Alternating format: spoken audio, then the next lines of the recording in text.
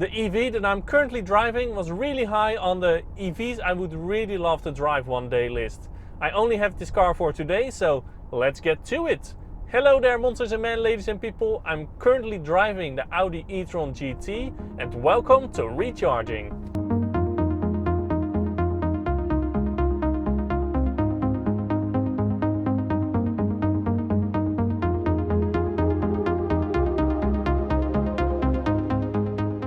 So I'm currently standing still here on the side of the road, and that is not because the car has broken down. No, I have some really smooth asphalt in front of me and I'm going to launch the car, yes. There are two versions of the Audi E-Tron GT. You have the normal one, which I'm driving right now. That one has 476 horsepower with a boost function of 530 horsepower. You have 640 Newton meters of torque, and then you can do 0 to 100 in about 4.1 seconds. But there's also the RS version. Then you have 598 horsepower with a boost function of almost 650. You have 830 Newton meters of torque, and then the car will do 0 to 100 in 3.3 seconds. But again, this is the normal version, 4.1. Let's see if it can do it. Okay, to launch the car, what I have to do is put the car in dynamic mode. There is some special timing gear on the Audi E-Tron GT, so that is actually very cool. Let's see how that works. There we go. Round one. How do I do this? I think I've for the accelerator pedal. And there we go. Whoa, that is quick. That is very quick. Oh, they're shifting. Holy crap. I did watch a video with the special launching timing gear though, but it was of the RS version, so maybe that functionality is only available on the RS version, because well, the timing gear that I use is just for a regular lap, but man, this car is quick. I have to say it though, the car looks way better in real life than in the pictures. What Audi did really well is that it looks completely different from his brother, the Porsche Taycan. First, I liked the look of the Taycan more than the Audi E-Tron, but now seeing it in real life, I'm not so sure anymore. But I have seen pictures in white and I think I do prefer that color, because then it reminds me of a stormtrooper, so Star Wars, and as a nerd, I like that. What Audi does best nowadays are the visuals of the lights. When the daytime running lights are turned on or the tail lights are turned on, they can give a really cool visual effect. So let me unlock the car. And well, I can't deny the fact that this is still an Audi, so it is something you have to take from the option list, and this car doesn't have it. But if you take that option, I think those details can make a car more cool and more awesome. Okay, let's talk about some less important stuff. As you can see, the Audi E-Tron GT has quite a large bonnet, so you might expect there is quite a large frunk under here. As you can see, no, not really. It is 81 liters. It is quite deep so it is big enough to store charge cables or a bag, but it is not big enough for me to sit in. The size of the boot then? Well, let's open it up. Of course, this car does have an electric tailgate. As expected, the opening of the boot is not that big, and the boot itself is not that big. It is around 375 liters, a little bit more or a little bit less, depending on what version you get. Again, it is not that big, but it is big enough for some suitcases or some bags if you take this car on a road trip. If you, on that road trip, decide for some reason to go to IKEA, you can fold down the rear seats to carry longer items. You might expect that you sit quite terrible here in the rear of the Audi, but nothing like that actually. And that is because Audi and Porsche have been so smart to make a hole in the battery pack here in the rear. And because of that, there are quite deep footwells. So you don't have that weird angle with your knees that you have in some other EVs. I actually sit very comfortable. The seats are comfortable. The seat in front of me is in my typical driving position. I am 1 meter and 85 centimeters. And I have still some knee room left and I have some headroom left. Yes, this is not recommended to sit with 3 people, but for 2 people, I think it's fine. Of course, this is an expensive car, so here in the rear there are no nasty materials. The build quality is really good, nothing to complain. I have heated seats, I have separate climate control.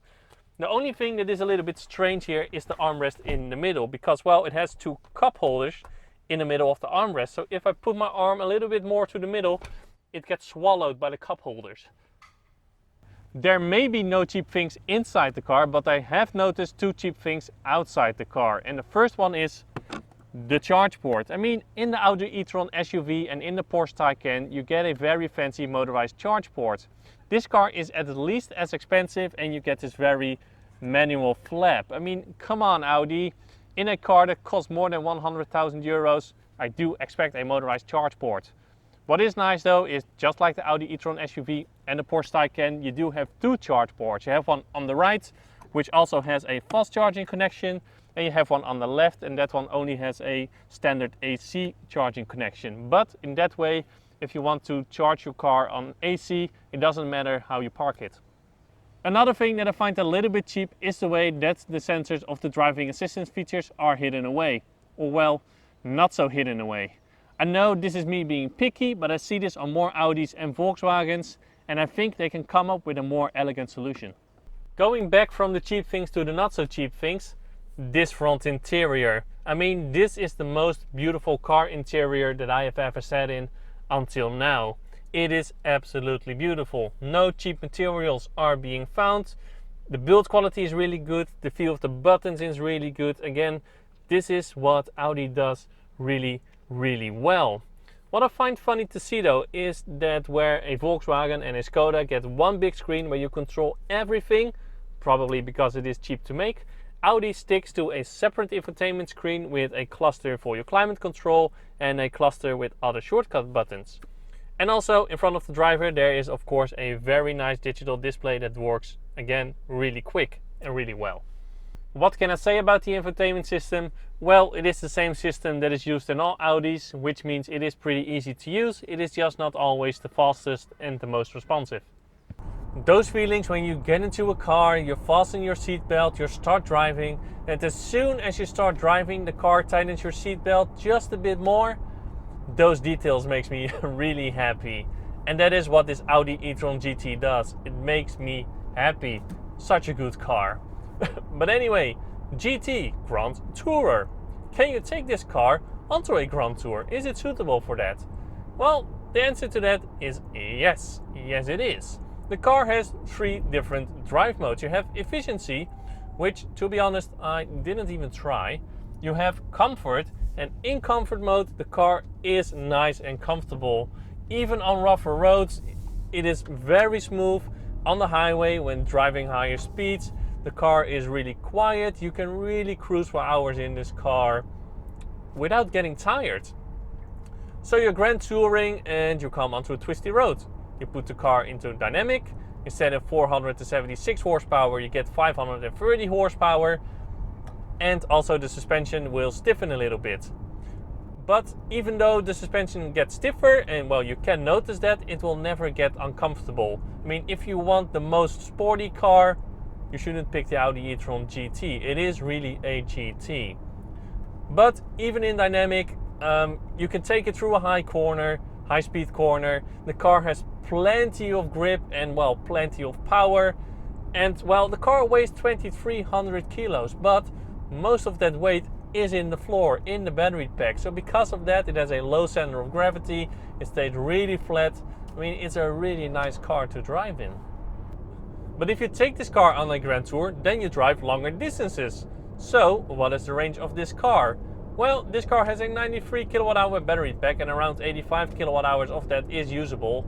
I do not drive long enough with this car to do a range test and such, but I have watched some videos and the real world range of this car is somewhere between 400 and 500 kilometers. 400 to 500 kilometers, I mean, that is a lot. And also, the battery pack of this car uses a 800 volt architecture. Why is that so important? Well, the biggest feature of a 800 volt architecture is its charging speed. This car can charge with a maximum of 270 kilowatts. 270 kilowatts, that is a lot. I mean, from 10 to 80%, it will take you about 20 minutes. So, you park your car, you're plugging it in, you go to the toilet, you get a drink, you walk a little bit slowly, you come back to your car and it is charged to 80%. It is insane. AC charging though, the car has standard a 11 kilowatt onboard charger, so then filling it up will take you about 8 hours. But as an option, you can get a 22 kilowatt hour charger. Another cool feature is that this car does have a 2-speed gearbox on the rear motor. What is the benefit of that, you might ask? Well, where most EVs do 0 to 100 rather quickly, but as soon as they gain more speed, the acceleration slows down, this car doesn't have that, or in a lesser effect, because of the gearbox. So it is really to get better performance at higher speeds. And also the benefit is that, well, you drive more efficient at higher speeds. If you floor the accelerator pedal, you can definitely feel the gearbox shifting. Another thing that I noticed is that, well, this car does have flippers behind the steering wheel to determine the amount of regeneration that the car should do when you lift your foot off the accelerator. First, there is the thing that plus is less regen and minus is more regen. Well, in most cars it is the other way around. So that is already confusing to me. And the second thing is, they don't do a whole lot. I mean, I have it on most regen now. I have my foot lifting off the accelerator, but it's not really slowing down or anything. There's also no way that I have found that I can drive this car with one pedal driving. So in that regard, this car drives like any normal car out there. Sadly enough, I'm currently driving my last kilometer with this car because it is time to return it to the dealership. What can I say about it? I mean, I don't have a huge backlog of cars that I've driven. I have quite a huge backlog of EVs, but other cars, not so much. But I can say, without a doubt, that this is the best car, not the best EV, best car in general that I have driven so far. It is absolutely amazing.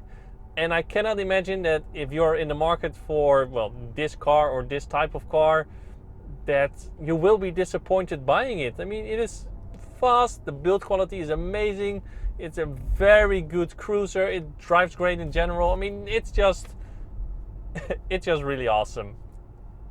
Period. That's it. I hope you like this first impression of me, or my first test drive with the Audi E-Tron GT. If you did, well, please give a like and do subscribe. If you did not, well, please leave a comment below to see what I can improve. I can see the dealership already, so thank you a lot for watching, and as always, to be continued.